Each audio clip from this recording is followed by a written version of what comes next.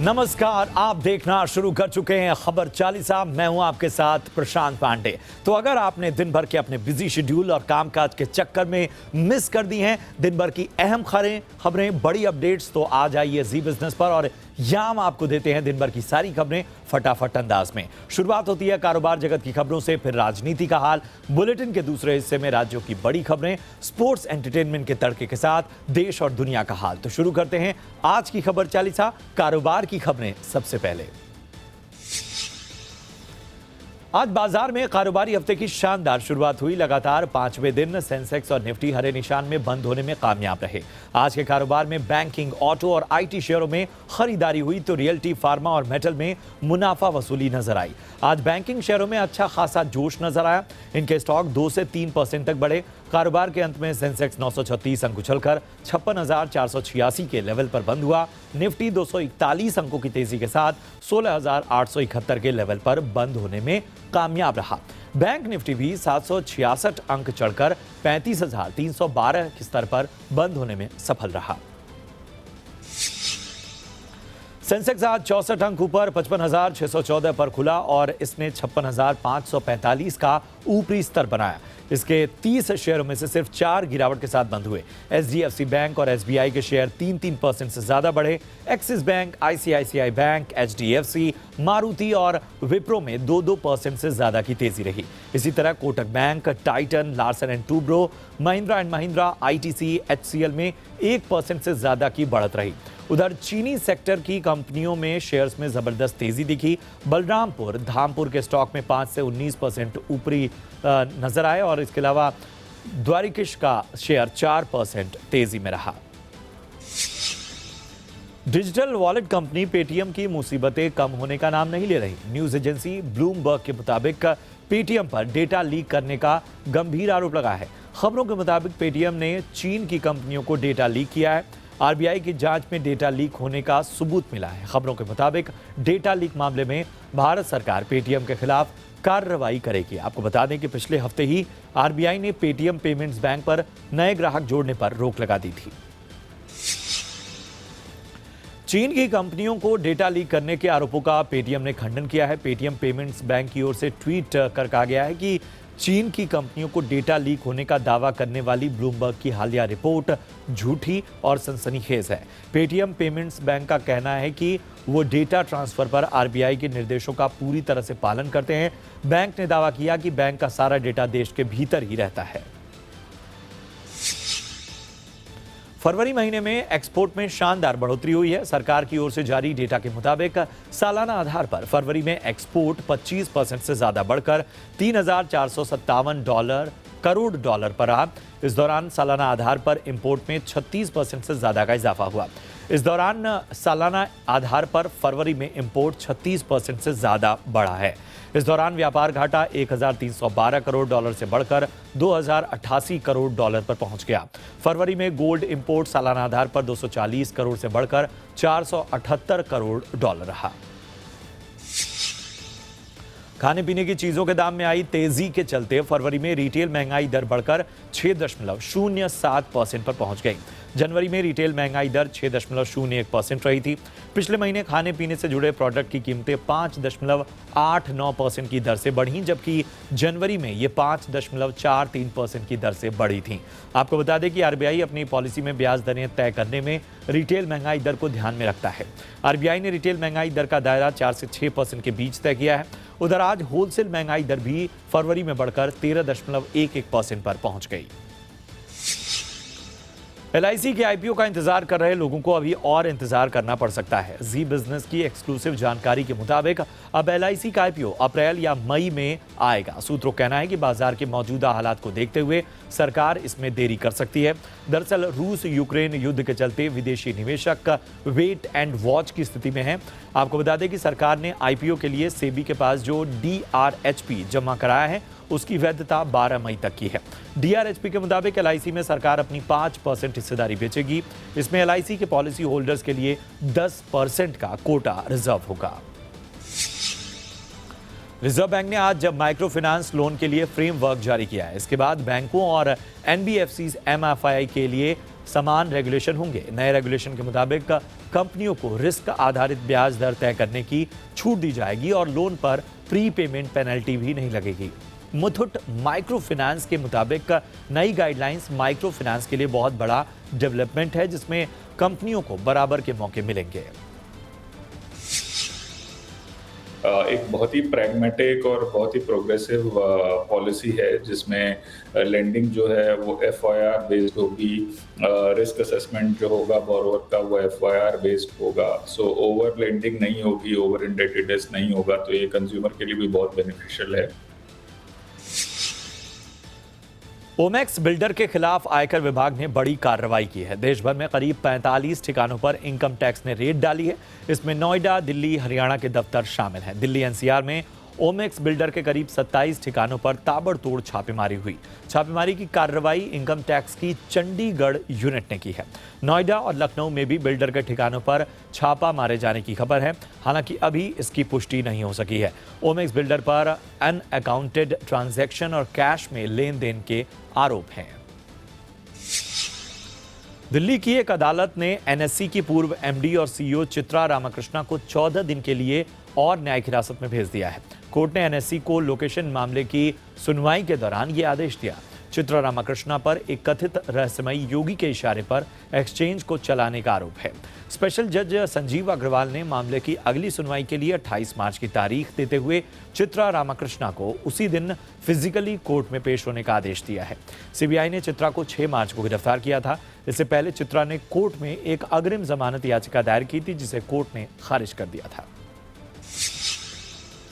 Corona के खिलाफ जंग में एक और बड़ी खबर है। सरकार ने 12 साल से 14 साल की उम्र के बच्चों को कोरोना वैक्सीन लगाने की अनुमति दे दी है। अब 16 मार्च यानी बुधवार से 12 साल से ज्यादा उम्र के बच्चे भी कोरोना की वैक्सीन लगवा सकेंगे।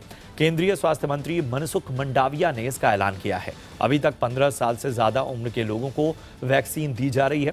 स्वास्थ्य मंत्री ने प्रिकॉशन डोज को लेकर भी बड़ा ऐलान किया है। स्वास्थ्य मंत्री ने बताया कि अब 16 मार्च से 60 साल से ज्यादा उम्र के सभी बुजुर्गों को प्रिकॉशन डोज दी जाएगी, यानी कोमॉर्बिडिटी की शर्त हटा दी गई है।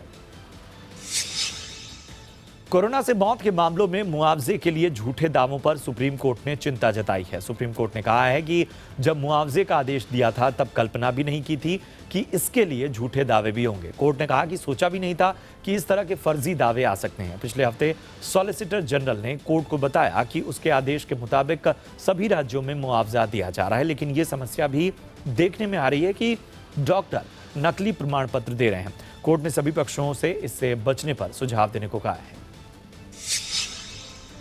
संसद में आज बजट सत्र के दूसरे चरण की शुरुआत में पीएम मोदी का जोरदार स्वागत हुआ।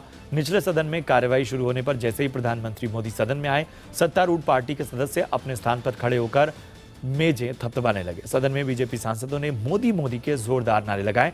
वहीं केंद्रीय मंत्री अनुराग ठाकुर ने कांग्रेस पर तंज कसते हुए कहा कि चुनाव हारना कोई कांग्रेस से सीखे। चुनाव हारे कैसे जाते हैं, ये कांग्रेस से सीखना चाहिए। नरेंद्र मोदी जी का नेतृत्व, विकास, गरीब कल्याण, कहीं ना कहीं धरातल पर उसका बहुत बड़ा फर्क पूरे चुनाव में चारों राज्यों में देखने को मिला।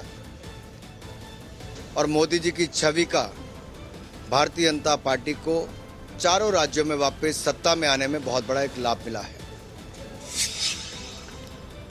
उत्तर प्रदेश समेत 4 राज्यों के शानदार जीत के बाद कल बीजेपी संसदीय दल की बैठक होने वाली है। इसमें लोकसभा और राज्यसभा के सांसदों को मौजूद रहने को कहा गया है।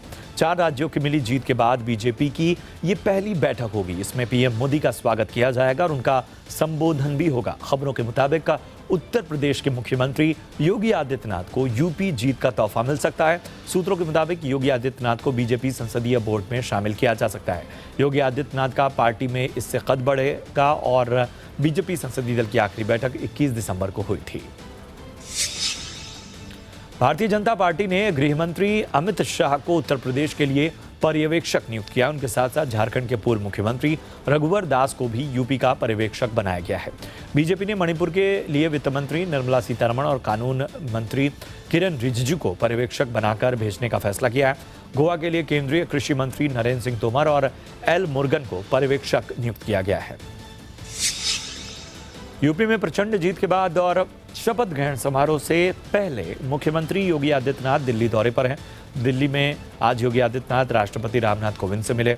इसके अलावा योगी ने आज केंद्रीय परिवहन मंत्री नितिन गडकरी से भी मुलाकात की।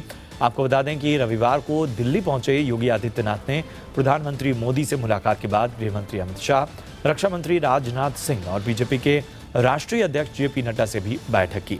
सूत्रों का कहना है कि यूपी में होली के बाद बीजेपी सरकार का शपथ ग्रहण समारोह होने की संभावना है। उत्तराखंड में नई सरकार के गठन के लिए बीजेपी ने रक्षा मंत्री राजनाथ सिंह और विदेश राज्य मंत्री मीनाक्षी लेखी को पर्यवेक्षक नियुक्त किया है। पर्यवेक्षक दल राज्य में विधायक दल का नेता चुनेगा। उत्तराखंड के मुख्यमंत्री की रेस में पुष्कर सिंह धामी, धन सिंह रावत, सतपाल महाराज, रितु खंडूरी, गणेश जोशी समेत कई नाम शामिल हैं। पुष्कर धामी के विधानसभा चुनाव हार जाने के बावजूद कई विधायक धामी के पक्ष में सीट खाली कर चुनाव लड़ाने की पेशकश कर चुके हैं। उत्तराखंड में बीजेपी की बंपर जीत हुई है, लेकिन मुख्यमंत्री धामी खुद चुनाव हार गए थे। गोवा में होली के बाद नए सीएम का शपथ ग्रहण होगा। राज्य की 40 में से 20 सीटें जीतने वाली बीजेपी सरकार बनाने के लिए तैयार है। हालांकि अगला सीएम कौन होगा, इस पर अभी भी सस्पेंस बना हुआ है। नए सदस्यों को शपथ दिलाने के लिए राज्यपाल ने कल यानी मंगलवार को विधानसभा का सत्र बुलाया है। कल 39 नेताओं को विधायक के तौर पर शपथ दिलाई जाएगी, लेकिन मुख्यमंत्री होली के बाद ही शपथ लेंगे। आपको बता दें कि बीजेपी को 3 निर्दलीय और 3 महाराष्ट्रवादी गोमांतक पार्टी के विधायकों ने पत्र लिखकर बिना शर्त समर्थन देने की बात कही है। गोवा के राज्यपाल पीएस श्रीधरन ने नवनिर्वाचित विधायक गणेश गांवकर को विधानसभा सत्र से पहले प्रोटेम स्पीकर के रूप में शपथ दिलाई। पंजाब के होने वाले मुख्यमंत्री भगवंत मान ने लोकसभा की सदस्यता से इस्तीफा दे दिया है। उन्होंने आज लोकसभा के स्पीकर ओम बिरला से मुलाकात की और अपना इस्तीफा सौंपा। भगवंत मान पिछले लोकसभा चुनाव में पंजाब के संगरूर सीट से लोकसभा के सांसद का चुनाव जीते थे। आपको बता दें, भगवंत मान शहीद भगत सिंह के गांव में जाकर मुख्यमंत्री पद की शपथ लेंगे। सूत्रों के मुताबिक पंजाब के खडकल कला गांव में होने वाले भगवंत मान के शपथ ग्रहण समारोह में कोई भी वीवीआईपी गेस्ट नहीं होगा। शपथ ग्रहण समारोह में दिल्ली के मुख्यमंत्री अरविंद केजरीवाल समेत आम आदमी पार्टी के सभी बड़े नेता मौजूद रहेंगे। हिजाब विवाद पर कर्नाटक हाईकोर्ट कल यानी मंगलवार को फैसला सुनाएगा। 25 फरवरी को कोर्ट ने 11 दिनों की सुनवाई के बाद फैसला सुरक्षित रख लिया था। इस साल की शुरुआत में कर्नाटक के उडुपी में एक स्कूल ने लड़कियों के हिजाब पहनकर आने पर रोक लगा दी थी, जिसके बाद इस पर काफी हंगामा हुआ। बवाल के बाद 4 लड़कियों ने हाईकोर्ट में याचिका दाखिल की थी। और खबर चालीसा में यहां रुकेंगे एक छोटे से ब्रेक के लिए। ब्रेक के उस पार देश और दुनिया का हाल। आप बने रहे हमारे साथ।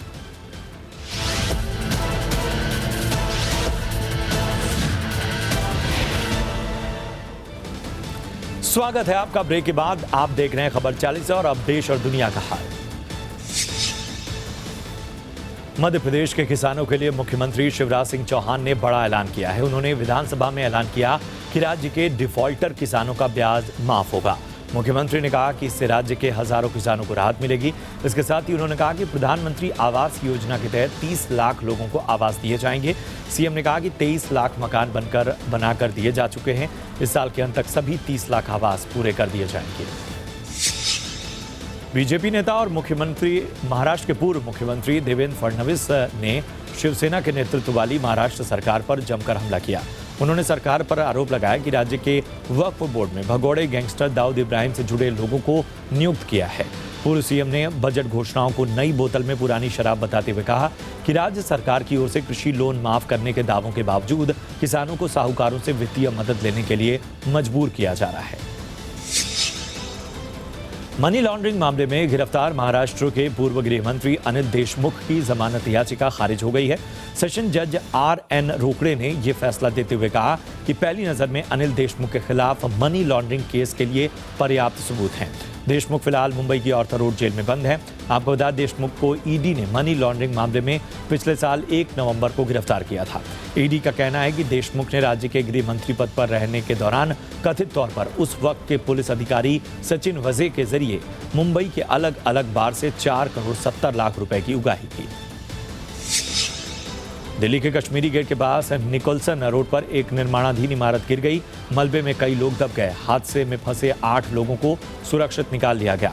हादसे की सूचना मिलते ही दमकल की गाड़ियों के साथ ही एनडीआरएफ और डीडीएमए की टीमें राहत और बचाव कार्य के लिए पहुंची। बिल्डर और मालिक का नाम गुरुचरण सिंह बताया जा रहा है। होली के पहले ही देश भर में गर्मी ने दस्तक दे दी है। मौसम विभाग के मुताबिक आने वाले कुछ दिनों में कई जगह पारा और बढ़ने वाला। आईएमडी कहना है कि होली के बाद लोगों को गर्मी और तेज तपती हवाओं का सामना करना होगा। सप्ताह के अंत तक दिल्ली और आसपास के इलाकों में अधिकतम तापमान 36 डिग्री सेल्सियस को पार कर सकता है।